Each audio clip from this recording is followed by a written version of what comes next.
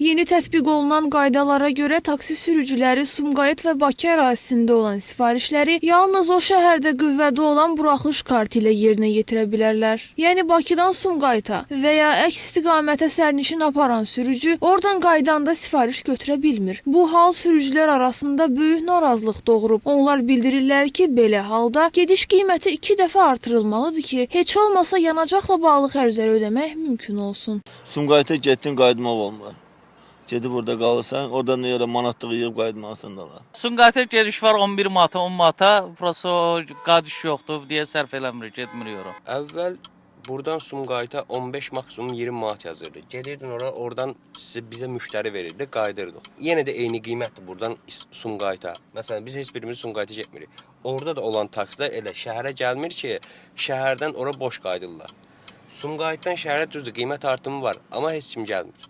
Yəni heç kimi qane eləmir bu qiymət. Bəs görəsən nəyə görə belə bir qayda tətbiq olunub? Mövcud buraxılış kartı olmadan sürücülüklə məşğul olmağın cəriməsi varmı? Azərbaycan Yerüstü Nəqliyyat Agentliyindən bildirildi ki, Stat, avtomobil nəqliyyatı haqqında Azərbaycan Respublikasının qanununun 20.2-ci maddəsinə əsasən taksi mini avtomobilləri ilə sərnişin daşımaları buraxılış kartında müəyyən edilmiş ərazi hüdudları daxilində hər hansı şəxsin sifarişi əsasında qeyri-müntəzəm marşrut üzrə yerinə yetirilir. Eyni zamanda İnzibati Xətalar Məcəlləsinin 322.0.13-cü bəndinə əsasən taksi mini avtomobili ilə sərnişin daşımaların buraxılış kartında müəyyən edilmiş ərazi hüdudlarından kənarda həyata keçirilməsinə görə 50 manat cərimə nəzərdə tutulub. Statın sonu. Qəbul olunmuş qaydalarla bağlı Boltada sorğu ünvanladıq. Mətbuat xidmətindən bildirildi ki, sorğumuza tez bir zamanda cavab verilməsi mümkün deyil. Nəqliyyat eksperti Eldəniz Cəfərov bildirir ki, taksi fəaliyyəti ilə məşğul olmaq üçün buraxılış vərəqəsi hansı şəhər üzrə verilibsə, orada da çalışmaq lazımdır. Müştəri Bakıdan Gəncəyə gedirsə, o taksinin yenidən Bakıya qayıtmasının pulunu verməli deyil.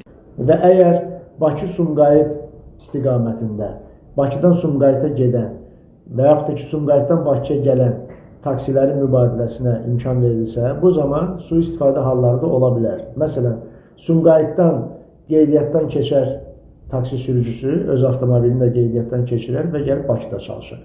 Bax, belə sui-istifadə halları yəqin ki, olub. Buna görə də indi bu müəyyən məhdudiyyətlər tətbiq olunur. Bəs bir tərəfli sifarişdən sonra qiymətlər arta bilərmi? Nəqliyyat eksperti Eldəniz Cəfərov bildirir ki, qiymətlər bahalaşsa, insanlar taksidən istifadə etməyə üstünlük verməyəcəklər. Taksi qiyməti dəyişən tarifdir, fiks tarif deyil. Tələb artanda qiymət də yüksəlir, tələb azalanda qiymət azalır. Yəni, mən heç düşünmürəm ki, taksi şirkətləri bugün taksi qiymətlərinin yüksəlməsinin tərəfdarı olsunlar. Onlar üçün bu səmərəli deyil. Çünki taksi qiymətlərini yüksəlsələr, insanlar taksidən az istifadə edəcək.